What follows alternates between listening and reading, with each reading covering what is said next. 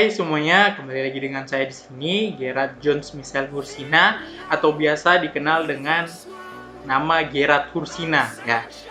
Nah, pada saat ini kembali lagi saya akan memberikan presentasi, saya akan membagikan apa yang kemarin sudah saya pelajari, apa yang saya dapat ketika saya membaca dan mempelajari dari salah satu topik yang ada di mata kuliah Audit 2 yang pada saat ini sedang saya ambil ya. Nah, mungkin teman-teman sekarang udah mulai bertanya, topik apa sih yang mau dibagikan pada saat ini? Banyak yang penasaran kan? Sudah penasaran semuanya? Nah, topiknya itu adalah ini dia.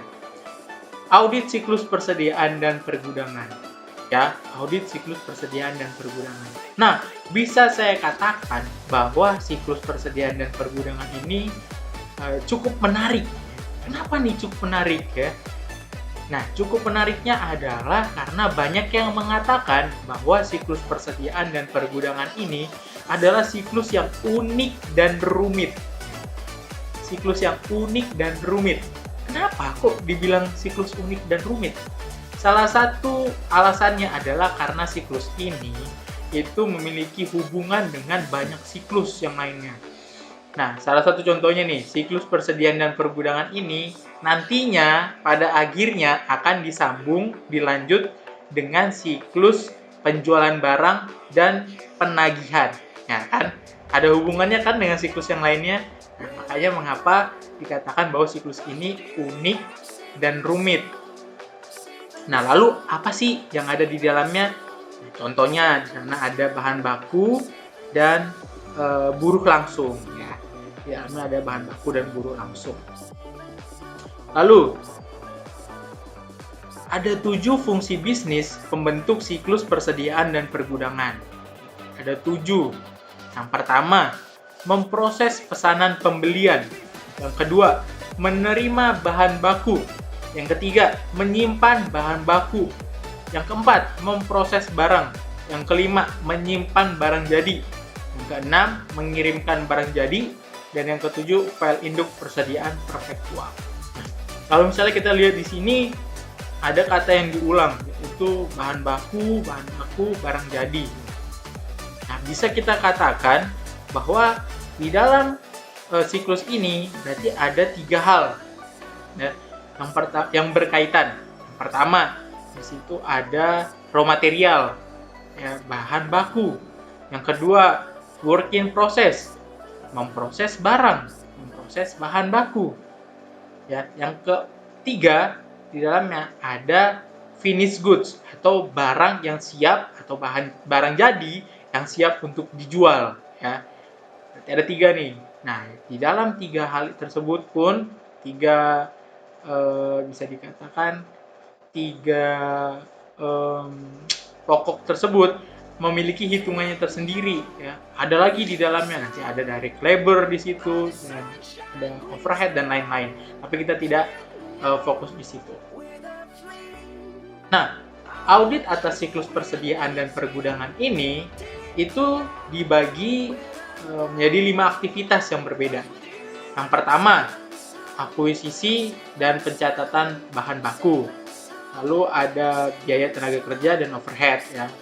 Lalu perpindahan internal atas aset dan biaya, juga ada pengiriman barang dan pencatatan pendapatan dan biaya, lalu pengamanan fisik atas persediaan, lalu yang terakhir penempatan harga dan kompilasi persediaan.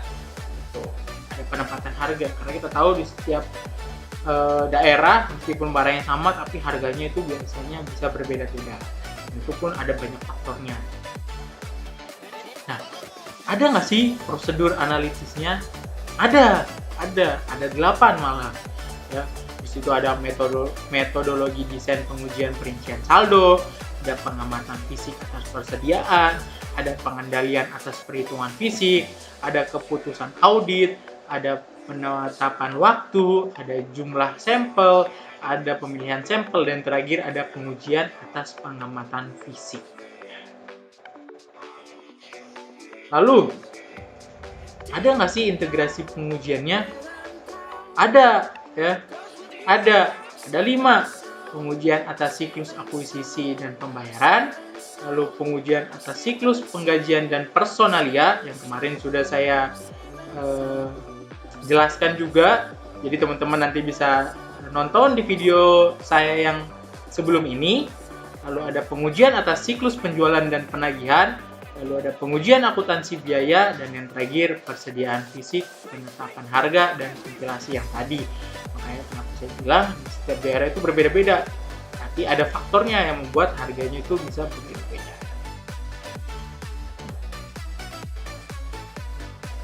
Dalam pengujian persediaan fisik, auditor mungkin sangat bergantung pada file induk persediaan perpektual.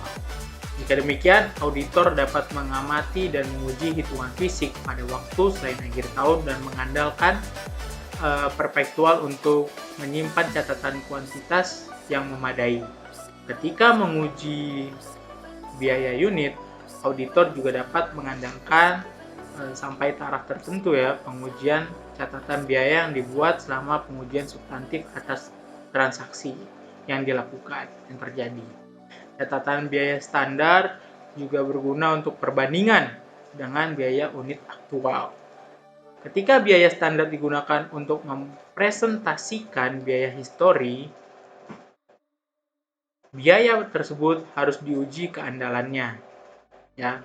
Terakhir, ketika auditor menguji pengendalian dan melakukan pengujian substantif terkait dengan transaksi dan saldo persediaan, mereka juga mengintegrasikan pengujian yang terkait dengan tujuan audit terkait dengan keseimbangan pengujian yang dilakukan untuk memenuhi 4 tujuan penyajian dan pengungkapan.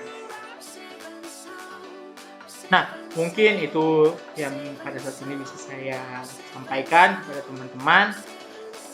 Jika ada pertanyaan, bisa langsung di kolom komentar, atau teman-teman juga bisa menghubungi saya dengan follow Instagram saya di Gerard JMH.